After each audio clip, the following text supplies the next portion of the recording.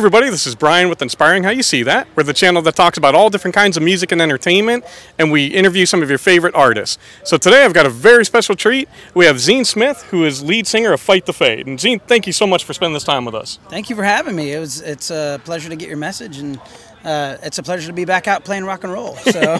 Absolutely. And so today we're actually in beautiful Indiana here, and we're at Kingdom Come 2021. So it's like you said, have some live music. It's phenomenal now. Oh yeah. We and one of the cool things is because for us, and I think many of the artists here, it's been over a year since we played a rock show. Sure. You know, and so not only do we get the opportunity to do that again, but we also get to see so many of our friends that we've played with through the years. Yep. Because it's a festival, and you tend to play with similar acts off and on at these kinds of things. And sure. So it's been great not only getting to play a show, but reconnecting with everybody. Sure. I've seen a lot of that today. It's awesome, almost like a brotherhood. Yeah, definitely. You know, definitely.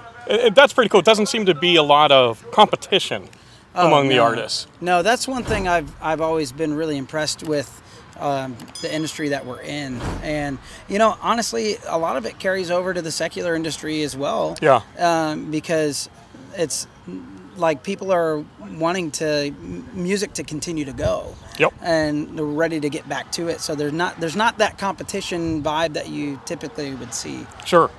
Awesome. Now, this past year, what kind of opportunities have been presented to you guys as far as, you know, things being a little different? Maybe it gave you some time to do something new or something. So what has come up that's been new for you guys? Well, the end of last year, we signed with a record label. Okay. FiXT Media, and so that's been one big thing that we've done differently is working with a new label and trying to figure out that relationship. It's been really awesome so far, and you know, we're working on new music. We've been releasing singles, and you know, as things have started to normalize, we've gotten back together to shoot some music videos, and you know, we've stayed busy. All of us have. For me personally, you know, I've got a baby on the way. Congratulations! And so yeah, thank you. My wife and I are having a little boy. Should be here at the beginning of September, end of August, somewhere. Nice. In there. So that's a whole new arena for me. That's your first child? Well, it's our third child together. Okay. But yeah. Nice. But yeah, so and then.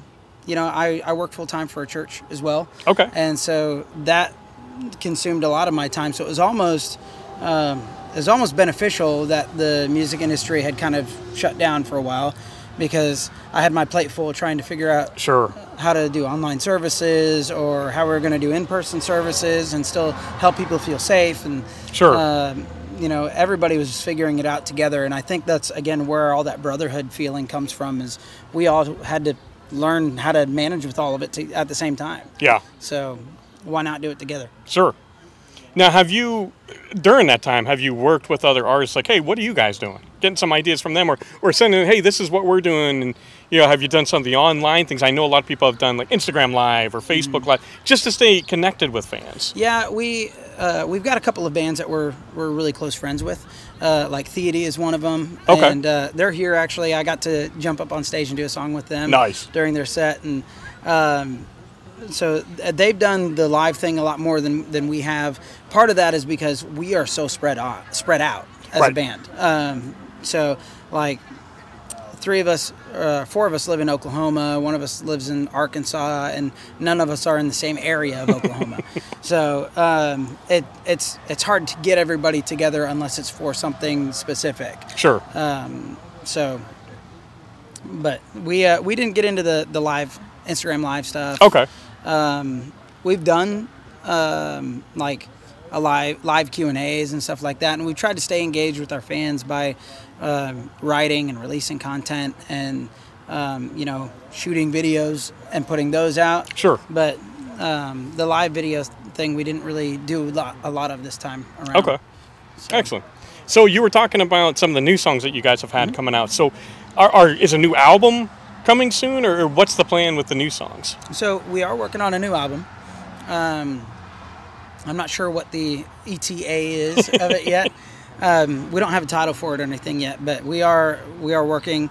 We're still in the writing stages, but we're nearing the end of the writing stage. Okay. So we've got a lot of really solid tracks that we're really excited to share with everybody. And the way that the music industry works is you can't just drop them all at once. Right. So one of the things that you were asking, we're trying new things. One of the things we're trying that's different is we're trying releasing songs as singles somewhat frequently leading up to an album release. Okay. So that you don't have those songs that get lost in the shuffle. Right. When you just drop a whole album and then you've got like one or two songs that people actually gravitate towards, where each song kind of gets its chance in the spotlight. And we're not going to do that with every song on the album, but we're experimenting with doing more singles ahead of the album's release for that reason. That keeps you kind of fresh in the minds of fans and new fans coming on every time you put one out. Well, and then the album comes out and you've already got these songs that you're familiar with. Right. And then you've got a few new ones that you can hopefully like. Nice. Now, you guys have a really amazing hard rock sound to you with a little bit of kind of, for lack of a better term, like electronic mixed in. Sure. So how would you describe, if somebody's coming up like, I don't never heard of them, how would you describe your sound to them? Typically, I compare us to, because we get comparisons from fans, it makes it easy. But I compare us to like Linkin Park without the hip hop. So just Chester. Just Chester. That is like the most common comment we get on YouTube videos is like, man, this guy sounds just like Chester. And I'm like, that's great. That's a huge compliment. Like, I will take that all day long. We actually covered a Linkin Park song.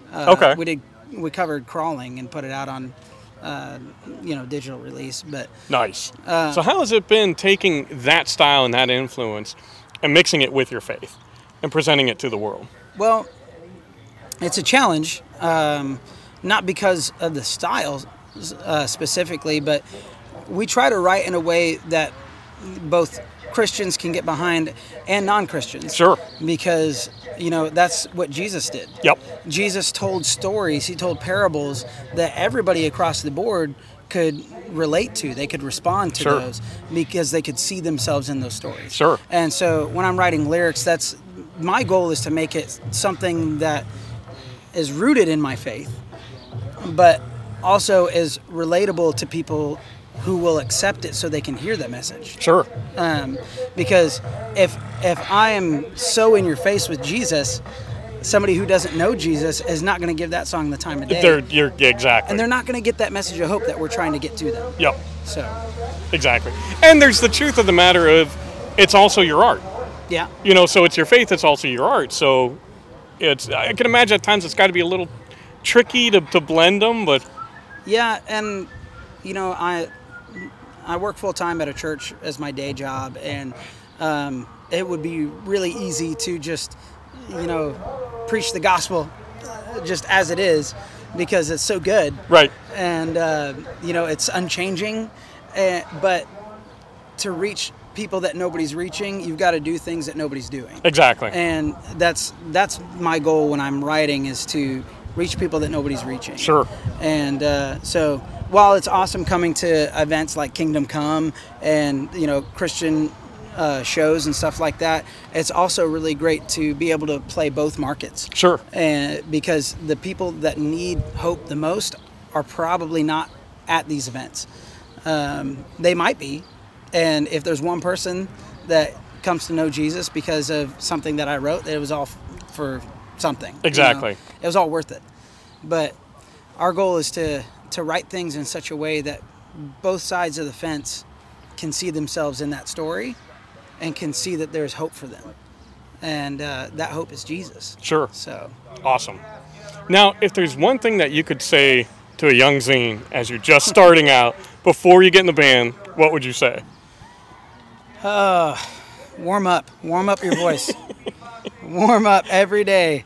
Actually, I hope my doctor's not watching this. I'm supposed to be on vocal rest right now, but I'm at a rock show, so we'll see how that goes. He's good. He's fine. Yeah.